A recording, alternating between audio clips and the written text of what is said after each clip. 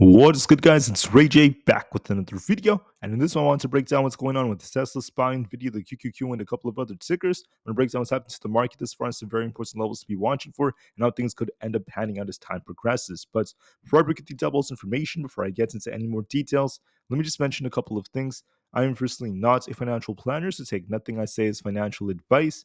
And also, if you guys can, please check out the Weeble link, which is down below and in the description. If you sign up for Weeble and deposit $500, you're guaranteed 20 free stocks. If you deposit $25,000 or more, you're guaranteed 75 of them. And the offer ends very, very soon in just about 10 hours. So looking at the market right now, you guys can see that we got this big rejection on SPY of the 510 area. In my earlier videos, I mentioned that in order for us to remain bullish, we have to break past 510. And since we failed to do so, we lost our next support right here at 507, and we're continuing to decline right here. SPY has resistance at this 505.5 area. In this 505 zone. And now our next support would be all the way down here towards the 503s. So you guys can see right here, SPY has a risk of a bit more downside as we have this gap to fill right here. And we'll have to see what happens as time goes on from here. I just want to note that SPY is showing some weakness. We're continuing to decline right now. And we'll be watching to see what happens tomorrow, because for tomorrow, don't forget we have the FOMC meeting. You have Jerome Powell giving a speech later on during the day. I think that Jerome Powell is going to have a big effect on whether or not this market gets a balance or if we're going to continue to decline the way we are. Now, I also want to note that for these support levels, the decline right now is still very bearish looking. The overall trend is that way. And there is still a risk of more downside to fill this gap down here in the 503s. So there is a risk of SPY dipping a bit more tomorrow even. But then we'll see if Jerome Powell helps this continue to fall or if we get some kind of bounce or not. So I'll be watching for that very, very carefully. For Tesla, where it's kind of stuck within a very important range, I want to call out what this range is.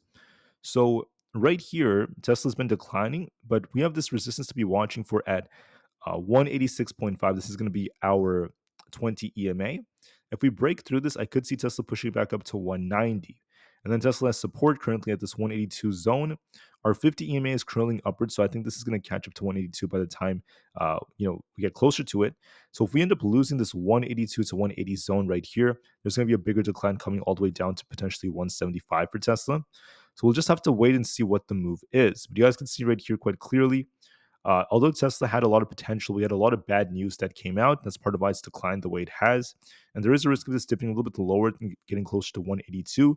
But overall, we haven't officially broken a big level yet. I'd say that we're still kind of in this range. And I'll just give this some time to see what happens going into tomorrow. Jerome Powell will have a big effect on this.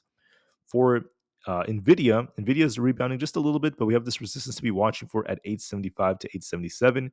Our supports at 872. Losing this would drag this down, down to about 867, followed by 862. So I think that Nvidia is showing some weakness overall with the way that the trend is looking. We have a nice double top like formation, but it's still holding up a little bit better than SPY in the market. So I think it's going to likely just shuffle right here in the 872 area, and then we'll see what happens after that. So it's not really doing a whole lot, but I could see this actually dipping a bit more back down to 870.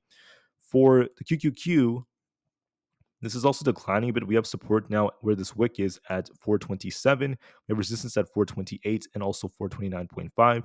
If we lose 427, there's going to be a bigger dip towards 425. We also have this imbalance to fill all the way down here. But in my personal opinion, this is kind of turning right here, and we're continuing to decline. So we'll just have to see how this ends up reacting. If we were to get some kind of rebound tomorrow morning, watch to see if we're forming like a head and shoulders, because this could be like our left shoulder, this could be a head, and this could be like a right shoulder that's about to form before it declines all the way back down to lower levels. So I'll be watching to see if that ends up being the case. For something else such as Aapl is declining right here.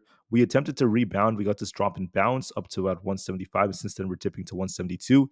172.27 is where we have our 50 EMA, and 172.5 is where our support is. If we lose this, we have a gap to fill all the way down towards 170. So be very, very mindful of that and just be careful as time progresses. Now, I want to call out Amazon. Amazon's about to announce its earnings in just a few hours, so this is going to cause a big move. Is Amazon about to explode into the 190 plus area, or are we about to get a big rug pull and start falling to the high 160s? Honestly, guys, it depends on the earnings. The chart is bullish looking, but it all depends on what happens. And I'm talking about the overall structure. Even though we're down right now, the overall structure is still kind of bullish, but this depends on earnings, so we'll just have to wait and see. For Coinbase, we're seeing a big decline. We're approaching 204 right now. This is where we have this support zone, and below that we have 200. We're still looking a bit more bearish as we just fill this gap and continue to decline. So it could dip a bit more before we see some kind of bounce. Then there's Meta, which is doing relatively well. It's actually trying to base at 430, which looks pretty good in my opinion. It could try to push back up to about 439, so we'll have to see how things go. With that being said, I just want to thank you all so much for listening. I want to make this video very quick and simple.